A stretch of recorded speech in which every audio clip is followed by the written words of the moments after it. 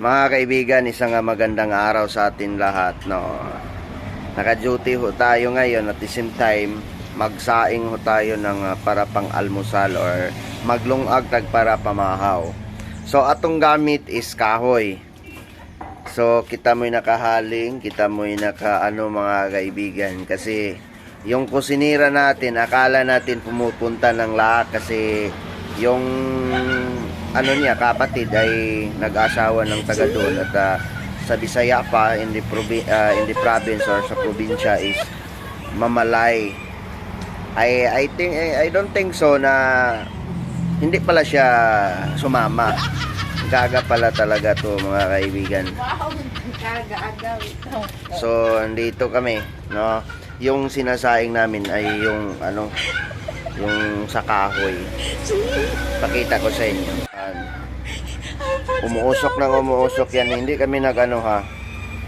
So masaya lang kami na maglalaro dito sa apoy. Mag-aapoy-apoy kami dito mga kaibigan. So titingnan natin yung niluluto natin. Ayan.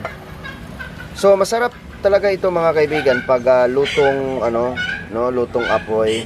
So apoy naman yan lahat, even gasol or price gas yung gamit natin. Pero iba talaga yung mula sa kahoy, ho. Sa dito sa probinsya, alam nyo kasi, katulad nito, oh, maitim. Yan. Tumutulong yan. Yung itim na yan, yan po ang tumutulong na magpapatagal ng ating mga kaldero, mga kalaha.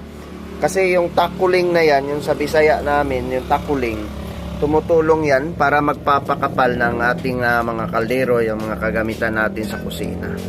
So kung makikita mo, yan, masayang masaya dito sa probinsya. Kahit asin at saka yung ano lang ang ulam namin dito, suka, masaya kami.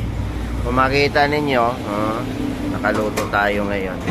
So malapit na ito, no? Malapit na to. Malapit na tayong maamaw dito,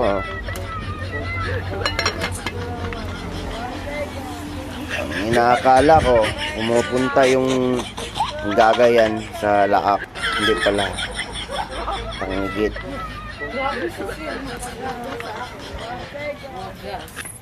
Diba yung fire talaga, puma-fire yan. So ganun na talaga dito sa probinsya namin. At saka yung ulam namin ito. Yung ulam namin ito, yung pako. Yan, masarap yan, di ba? Yon, pako. Oh. Yan. Yan ang ulam namin, pako. Oh, tingnan mo. Pako yan. Baka luto na. Day.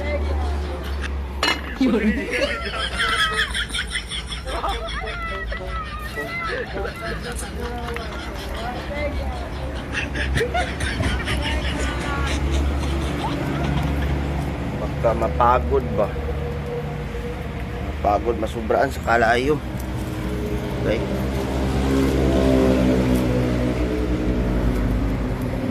Kuha na natin ang kalayo. Good na to. Anuhin na lang natin to, yung tinatawag nating paanukan, oh.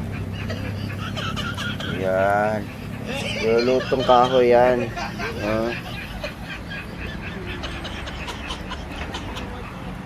Okay.